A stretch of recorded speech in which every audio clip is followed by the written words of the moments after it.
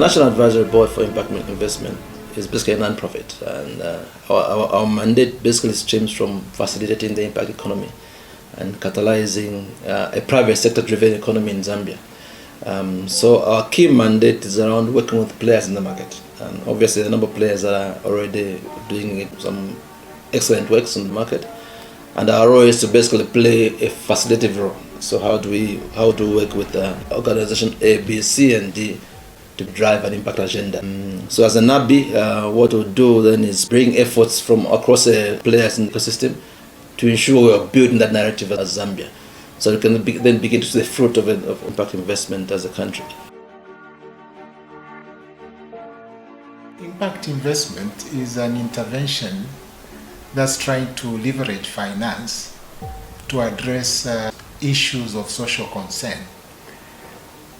Globally, there are a variety of issues of social concern, including environmental issues, which the countries around the world have been grappling with. The key challenge is that the available resources that are being dedicated to address these issues have been found to be inadequate.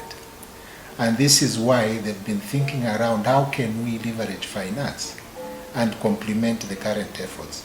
So impact investing is basically an intervention which has intention to resolve these social issues of concern, but then at the tail end of it, the investments which are placed or directed towards these social issues do have a financial return. In other words, you make it profitable to resolve these issues.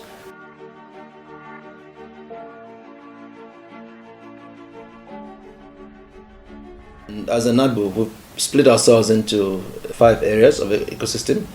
So we've got the demand side. These are SMEs that are looking for capital investment, they're looking for funding, and they've got excellent ideas that they want to implement to ensure that there's some impact that can be derived in the country. So that's the demand side. We've got the supply side, which is basically these are suppliers of capital. So world over, the people that are coming up and saying, how can I invest money to ensure there's greatest impact? And when they're looking at Zambia, they're looking at what sort of areas can I put my money in that are going to create me the impact and the return and managing the risk. So that's the supplier side, and the players that bring capital into the market.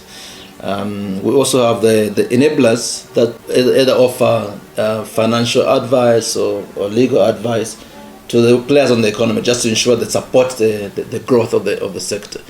And there's also the policy side. So what policies do we have that support an impact investment agenda? What regulations are in place to ensure things can actually begin to flow smoothly? So in this case, we're talking about mainly the government, who are basically the one that drive policy, and how do we work with government to ensure then create that enabling environment that will enable the SMEs to operate effectively, that will enable the ecosystem players to operate effectively, that will enable an impact agenda to be built in the country. And lastly, we've got the intermediaries that play a part to facilitate the process in growing an impact economy. So those are the 5 sectors that we have in Zambia. And as a NABII, what we'll then do is then work with all these players. How do we coordinate the efforts? How do we work together to ensure we are all driving towards a common agenda? That agenda is catalyzing an impact economy in the country.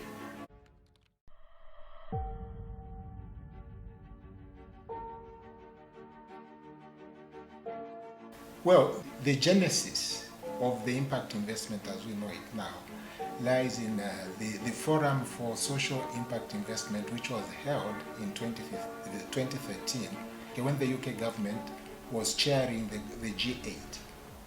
When it was president of the G8, ahead of the G8 summit in 2013, the UK government hosted the Forum on Social Impact Investment. That was really the foundation. The whole theme was an acknowledgement that the resources available right now, which are dedicated to try and resolve these social issues, was not adequate.